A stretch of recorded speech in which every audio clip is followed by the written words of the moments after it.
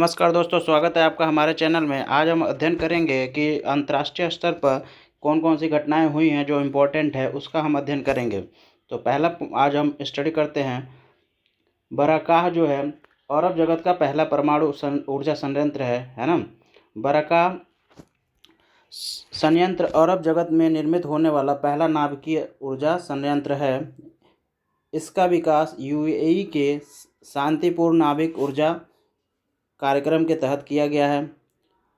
बराकाह परमाणु ऊर्जा संयंत्र को अमीरात नाभिकीय ऊर्जा संयंत्र तथा कोरिया विद्युत ऊर्जा निगम द्वारा संयुक्त रूप से डिजाइन और विकसित किया गया है।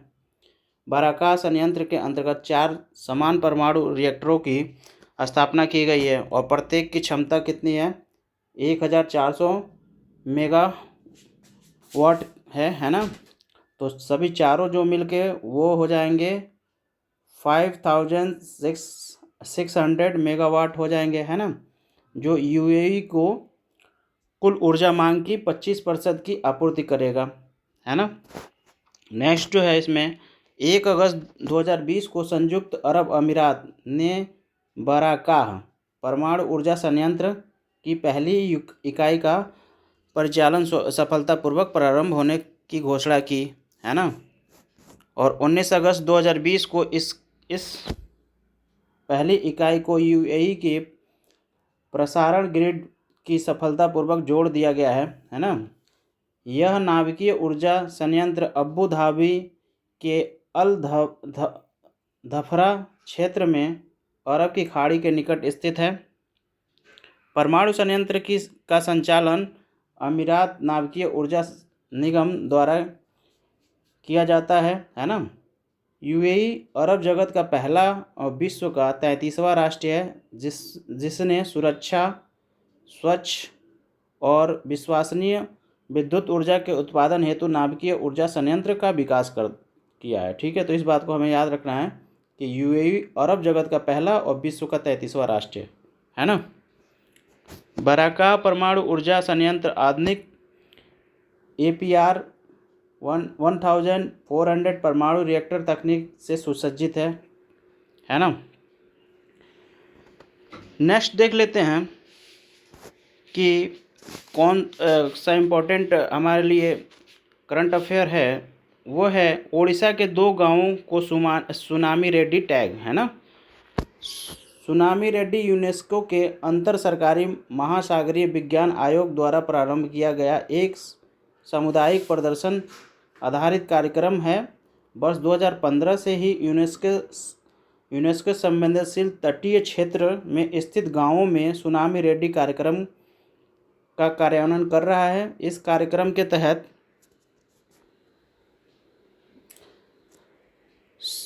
समुदाय, उसके नेतृत्वकर्ता तथा राष्ट्रीय एवं स्थानीय आपातकालीन प्रबंधन एजेंसियों के सहयोग से सुनामी से निपटने से संबंधित तैयारी को बढ़ावा दिया जाता है।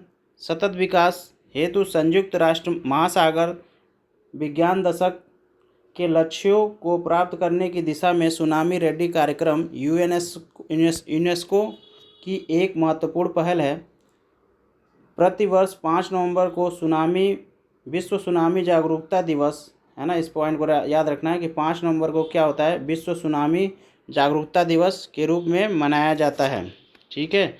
7 अगस्त 2020 को भारतीय राष्ट्रीय महासागर सूचना सेवा केंद्र एवं हिंद महासागर सूचना केंद्र द्वारा आयोजित एक वर्चुअल कार्यक्रम में संयुक्त राष्ट्र शैक्षिक, वैज्ञानिक और सांस्कृतिक संगठन के अंतर सरकारी महासागरीय विज्ञान आयोग द्वारा ओडिशा राज्य के 2 गांवों, और वो गांव कौन कौन से हैं? पहला गांव है वेंकट रायपुर और गंजाम जिले में जो स्थित है। दूसरा है नोलियारशाही जो जगत सिंहपुर जिले में स्थित है, को सुनामी रेड्डी टैग प्रदान किया गया है ना।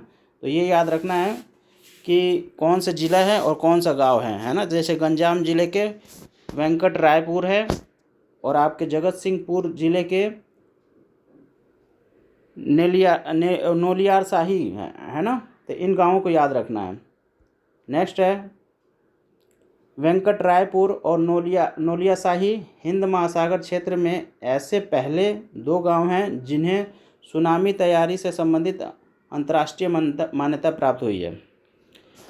हिंद महासागर क्षेत्र में सुनामी रेड्डी कार्यक्रम को कार्यान्वित करने वाला भारत पहला देश है और ओडिशा पहला राज्य है। ठीक है, ओडिशा राज्य को उसके सभी 326 गांवों तथा स्थानीय शहरी निकाय को 1 वर्ष की अवधि में सुनामी रेड्डी बनाने हेतु प्रेरित किया गया। ठीक है, नेक्स्ट जो हमारा पॉइंट है वो है तुर्कमेनिस्तान विश्व व्यापार संगठन में पर्यवेक्षक का दर्जा, है ना। वर्ष 1991 तक तुर्कमेनिस्तान पूर्व सोवियत संघ का हिस्सा था, है ना।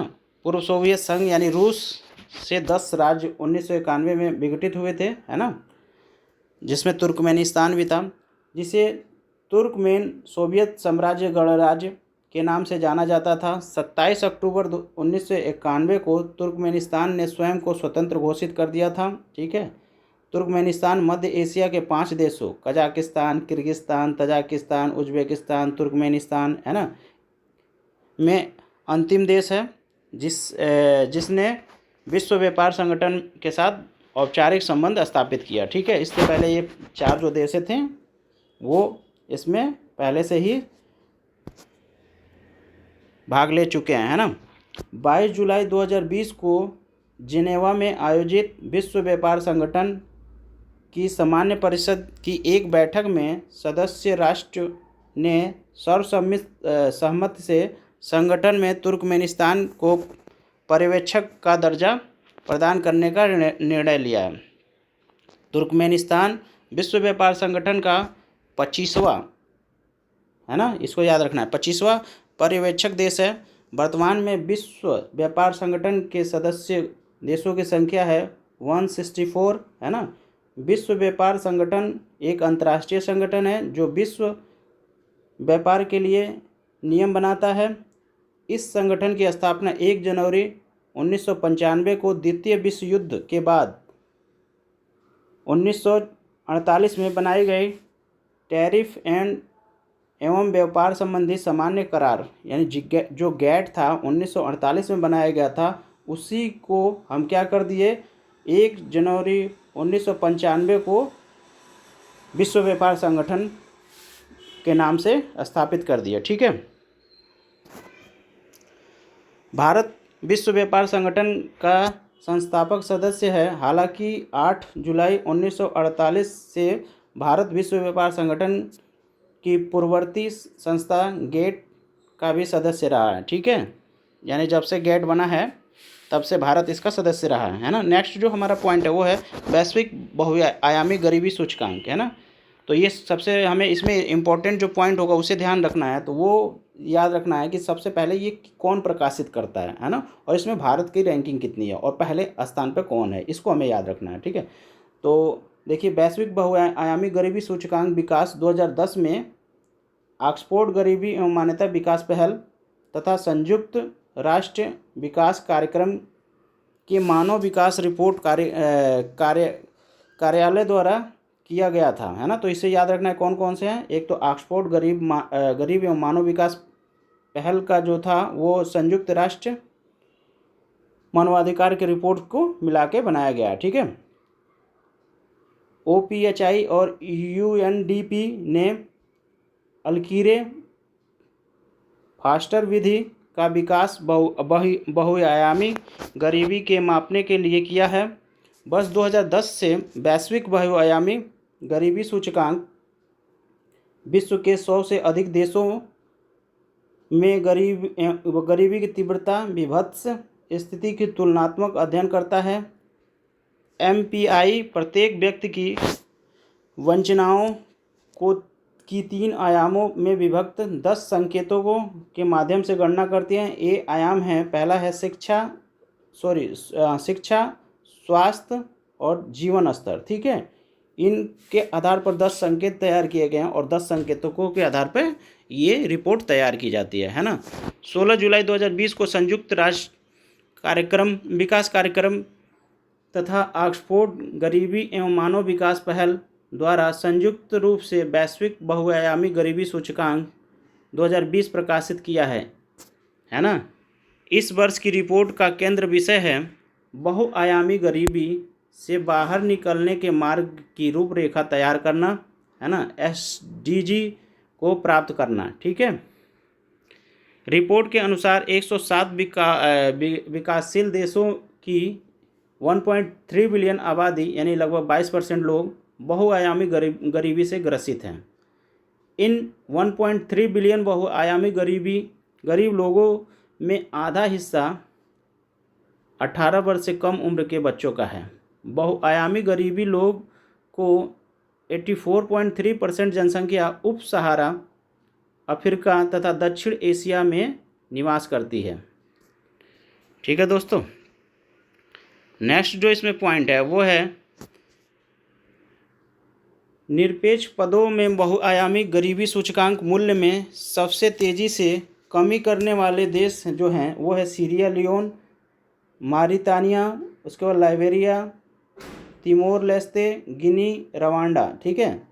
सापेक्ष गरीबी के स्तर में सबसे तेज़ी से कमी करने वाले देश जो है वो है उत्तरी मैसेडोनिया, चीन, आर्मेनिया, कजाकिस्तान, इंडोनेशिया, तुर्कमेनिस्तान और मंगोलिया। ठीक है।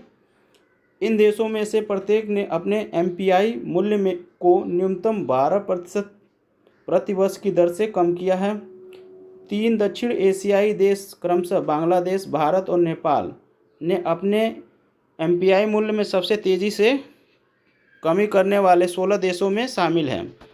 भारत 2005, 2006 एवं 2015-2016 के मध्य लगभग 273 मिलियन लोगों को बहुआयामी गरीबी से बाहर निकाला है ना।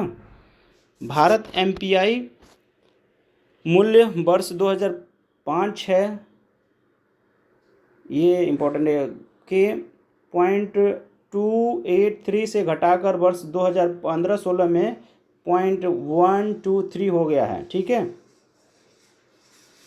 तो नेक्स्ट जो अब हमारा पॉइंट है वो हम देखते हैं अमेरिका खुला आकाश संधि से बाहर हो गया। ठीक है। अब खुला आकाश संधि क्या है इसको पहले हम देख लेते हैं। खुला आकाश संधि की परिकल्पना मूलतः 1955 में तत्कालीन अमेरिकन राष्ट्रपति ड्वाइट आइजेनहावर द्वारा की गई थी। यह संधि अपने किसी पक्षकार को अन्य पक्षकारों के क्षेत्र में निशस्त्र हवाई निगरानी उड़ानों के संचालन की अनुमति प्रदान करने के माध्यम से अंतर सैन्य पारदर्शिता एवं सहयोग को प्रोत्साहित करती है। यह संधि 24 मार्च 1992 को हस्तांतरित हुई थी और 1 जनवरी 2002 से प्रभावी हुई। वर्तमान में 34 देश इसके पक्षकार हैं। 22 मई 2020 को अमेरिका ने औपचारिक रूप से खुला आकाश संधि से अपने को अलग करने का निर्णय को अधिसूचित किया है। संधि की शर्तों के अनुसार इस संधि के तहत अमेरिका की प्रतिबद्धताएं अगले 6 महीने में समाप्त हो जाएंगे। राष्ट्रपति ट्रंप द्वारा OST से बाहर होने का निर्णय अमेरिका प्रशासन द्वारा की गई 6 महीने की गहन जांच के बाद लिया गया है, जिसमें यह स्पष्ट था कि OST में बने रहने से अमेरिका के हित में नहीं है। ठीक है। राष्ट्रपति ट्रंप के अनुसार रूस ने OST का उचित ढंग से पालन नहीं किया है। रूस ने सितंबर 2019 में एक सैन्य अभ्यास के आयोजन के दौरान अपने क्षेत्र में अमेरिकी उड़ान पर प्रतिबंध लगा दिया था, है ना। पिछले वर्ष अमेरिका ने रूस के साथ हुई मध्यवर्ती सीमा परमाणु बल संधि से भी अपने को अलग कर लिया था, है ना। मध्य सीमा परमाणु बल संधि USA और तत्कालीन सोवियत संघ के बीच 1987 में हस्ताक्षर के द्वारा नियंत्रित संधि है। ठीक है। USA यानी WHO से बाहर होने की घोषणा ठीक है। अमेरिकी प्रशासन ने 6 जुलाई 2020 को संयुक्त राष्ट्र संघ के महासचिव को पत्र लिखकर इस बाबत अवगत कराया कि वह 6 जुलाई 2021 को WHO छोड़ देगा। इससे पूर्व अप्रैल 2020 में अमेरिकी राष्ट्रपति ने WHO की आर्थिक सहायता रोकने का ऐलान किया था। WHO की सदस्यता छोड़ने के पहले किसी भी सदस्य देश को 1 वर्ष पूर्व नोटिस देना होता है। राष्ट्रपति डोनाल्ड ट्रंप के कार्यकाल के दौरान ही अमेरिका विश्व के कई लोकतांत्रिक बहुपक्षीय समझौते और पहलों और संगठनों से बाहर हो चुका है ना। यूनेस्को, संयुक्त राष्ट्र मानवाधिकार परिषद, ईरान परमाणु करार, पेरिस जलवायु समझौते, अंतर्राष्ट्रीय आपराधिक न्यायालय द्वारा न्यायालय संधि आदि प्रमुख हैं। यूएसए वर्ष 1948 में से होम का सदस्य है। ठीक है। सतत विकास रिपोर्ट 2020। सतत विकास रिपोर्ट ऐसा पहला विश्वव्यापी सर्वेक्षण है जिसके तहत सतत विकास लक्ष्यों को प्राप्त करने की दिशा में प्रत्येक देश द्वारा गई गतिविधियों का आकलन किया जाता है। सर्वप्रथम 2006 में प्रकाशित होने के बाद से यह वार्षिक रिपोर्ट सतत विकास लक्ष्य को प्राप्त करने की दिशा में संयुक्त राष्ट्र के सभी देशों के प्रदर्शन को ट्रैक करने एवं उन्हें रैंक प्रदान करने हेतु अद्यतन है। ठीक है। 30 जून 2020 को संयुक्त राष्ट्र सतत विकास समाधान नेटवर्क द्वारा सतत विकास रिपोर्ट 2020 जारी की गई। तो सबसे पहले हमें ये ध्यान रखना है कि किसके द्वारा ये रिपोर्ट प्रकाशित होता है, तो वो है सतत विकास समाधान नेटवर्क। ठीक है, इसके द्वारा रिपोर्ट प्रकाशित की जाती है। ठीक है। यह रिपोर्ट संयुक्त राष्ट्र के 166 सदस्य राष्ट्र के लिए सतत विकास लक्ष्य सूचकांक और डैशबोर्ड प्रस्तुत करती है। ठीक है। कितने सदस्य हैं, तो 166 सदस्य हैं। वर्ष 2020 की इस रिपोर्ट का विषय जो है सतत विकास लक्ष्य और कोविड-19 रखा गया है। तो इससे हमें याद रखना है कि सतत विकास लक्ष्य का जो थीम है वो क्या है, तो वो है सतत विकास लक्ष्य और कोविड-19। ठीक है।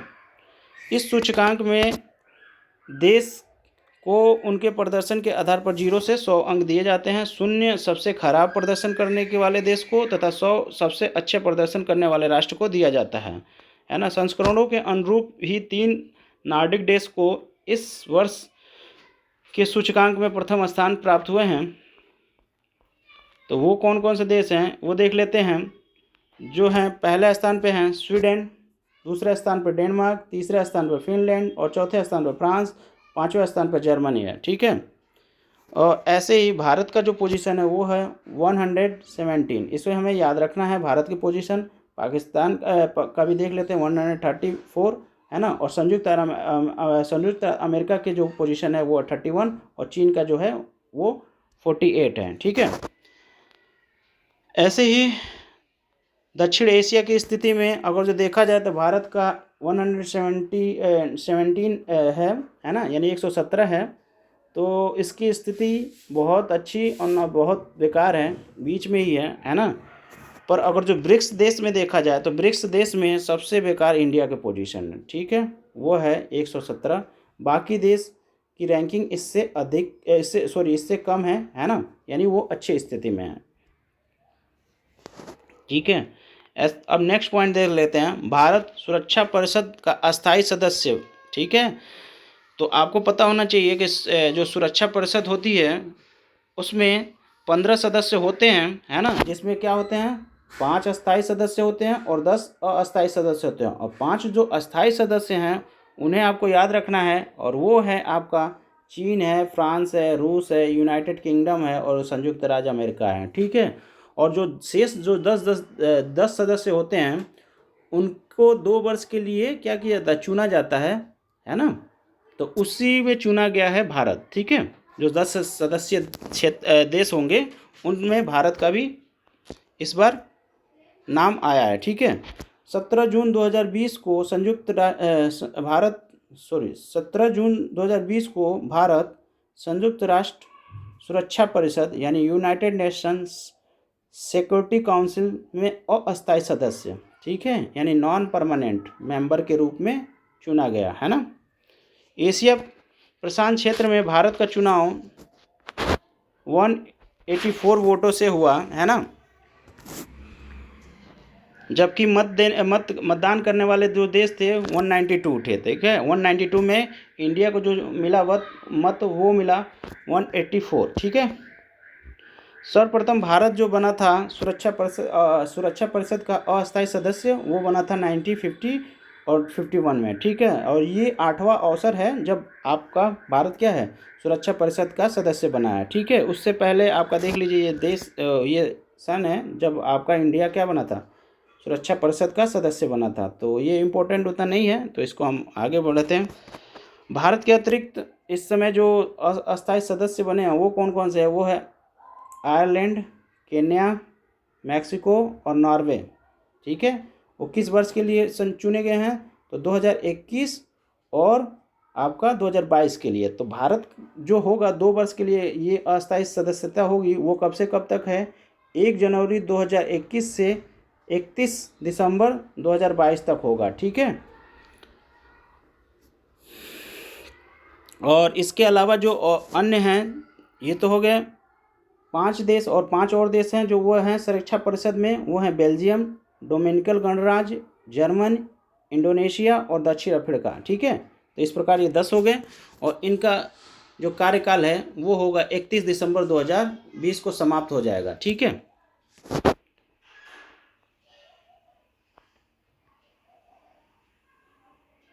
नेक्स्ट जो है वैश्विक शांति सूचकांक को देख लेते हैं, है ना। पहले ये देखते हैं किसके द्वारा प्रकाशित होगा, और इसमें पहला दूसरा पोजीशन किसका है और भारत का स्थान कितना है, यही बस हमें इम्पोर्टेंट होता है हमारे एग्जाम पॉइंट ऑफ व्यू से। ठीक है, institute for economic and peace द्वारा, यानी ये हमें याद रखना है किसके द्वारा, institute for economic and peace क्या करता है, वैश्विक शांति सूचकांक को प्रकाशित करता है। ठीक है, वैश्विक शांति सूचकांक को प्रकाशित करता है। ठीक है, वैश्विक शांति सूचकांक विश्व की कुल जनसंख्या का लगभग 99.7% भाग को आच्छादित करता है। ठीक है, इस सूचकांक में विश्व में शांति स्तर का मापन 23 गुणात्मक मात्रक संकेतों के आधार पर किया जाता है। ठीक है, 23 आपका मात्रक है, उसके आधार पर हम विश्व शांति सूचकांक निकालते हैं। ठीक है, और 23 संकेतकों को जिन 3 विस्तृत विषय के अंतर्गत रखा गया है वो हैं, पहला है इसमें जो विषय है समाज में बचाव एवं सुरक्षा का स्तर। ठीक है, यानी the level of society safety and security. दूसरा जो पॉइंट है घरेलू और अंतर्राष्ट्रीय संघर्ष का प्रसार, यानी the extent of ongoing domestic and international conflict. और जो तीसरा है वो है सैन्यकरण का स्तर, यानी द डिग्री ऑफ मिलिटराइजेशन। ठीक है, 11 जून 2020 को IEP द्वारा वैश्विक शांति सूचकांक 2020 यानी ग्लोबल पीस इंडेक्स 2020 जारी किया गया, और यह सूचकांक का 14वां संस्करण है ना।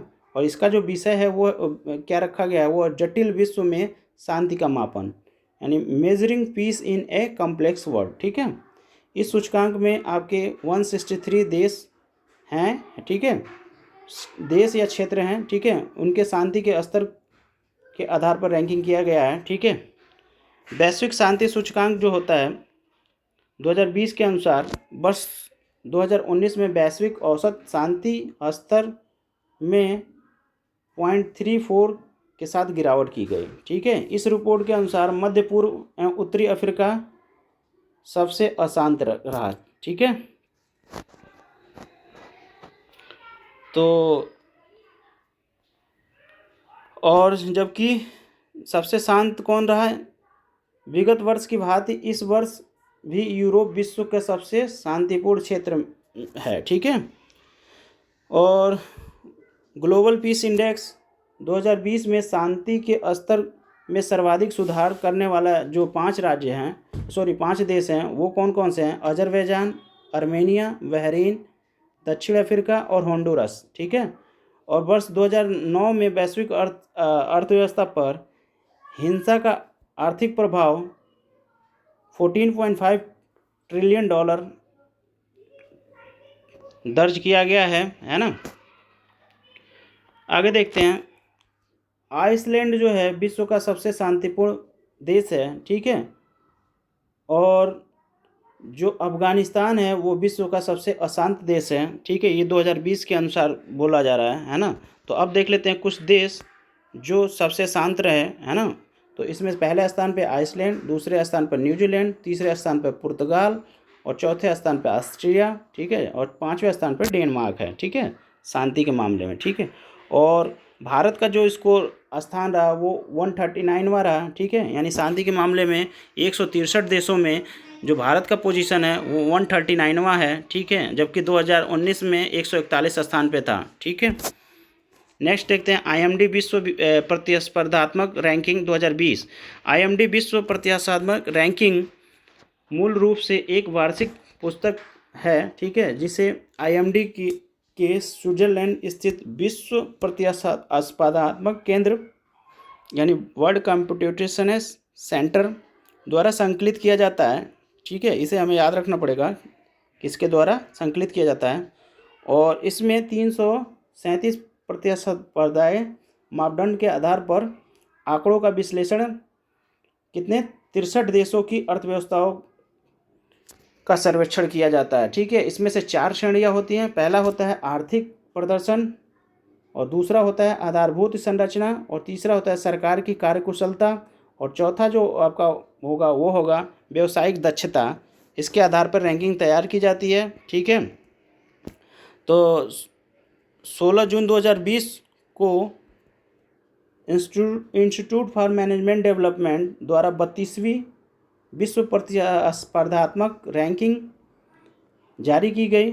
अब वर्ष 2009-19 की भांति वर्ष 2020 में भी इस रैंक को सिंगापुर का प्रथम स्थान, यानी सिंगापुर को प्रथम स्थान मिला है। ठीक है। इस रैंक में दूसरे स्थान पर डेनमार्क है, और तीसरे स्विट्जरलैंड IMD विश्व प्रतिस्पर्धात्मक रैंक में तीसरे स्थान पे है ना। तो अमेरिका जो है संयुक्त अमेरिका की वर्ष 2019 की रैंकिंग में तीसरे स्थान था, जबकि 2020 में यह 10वें स्थान पे आ गया। ठीक है। तो 4 अलग अलग श्रेणियों में जो शीर्ष स्थान पाए हैं वो उन देशों का नाम भी देख लेते हैं। आर्थिक प्रदर्शन की स्थिति में नीदरलैंड पहले स्थान पे है। ऐसे सरकार की कुशलता के में हांगकांग पहले स्थान पे है, और व्यापारिक दक्षता जो है उसमें डेनमार्क का पहला स्थान है। ऐसे आधारभूत जो संरचना है उसमें स्वीडन का पहला स्थान है। ठीक है। और भारत का जो स्थान है टोटल ये चारों को जो मिला के प्रतिस्पर्धात्मक जो रैंक तैयार की जाती है उसमें भारत का जो पोजीशन है वो है 43। ठीक है। और नेक्स्ट जो पॉइंट है वो है भारत GPAI के संस्थापक सदस्यों में शामिल हो गया। ठीक है। तो ये क्या है GPAI?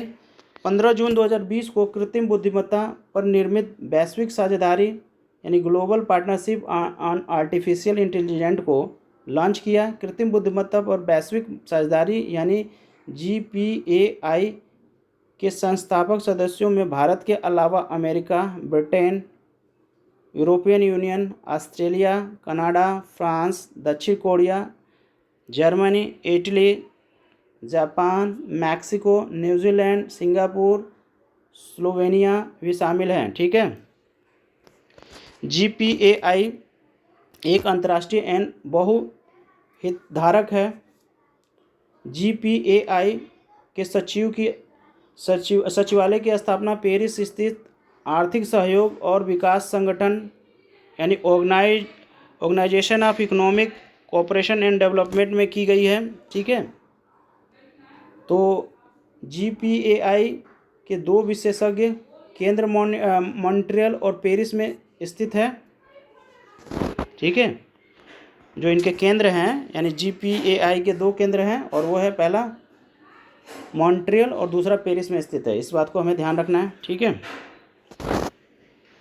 तो विभिन्न साझेदारी और अंतर्राष्ट्रीय संगठन के सहयोग से GPAI उद्योग, नागरिक समाज, सरकार और शिक्षाविदों के अग्रणी विशेषज्ञों को एक मंच पर लेकर आएगा, है ना, जिससे वो कृत्रिम बुद्धिमत्ता के उत्तरदायित्वपूर्ण विकास को बढ़ावा देने में सहयोग कर सकेगा। साथ ही ये विशेषज्ञ वर्तमान वैश्विक आपदा यानी कोविड-19 से बेहतर तरीके से निपटने में कृत्रिम बुद्धिमत्ता की क्षमता का प्रदर्शन करने हेतु कार्य पद्धति का भी विकास कर सकेगा, ठीक है।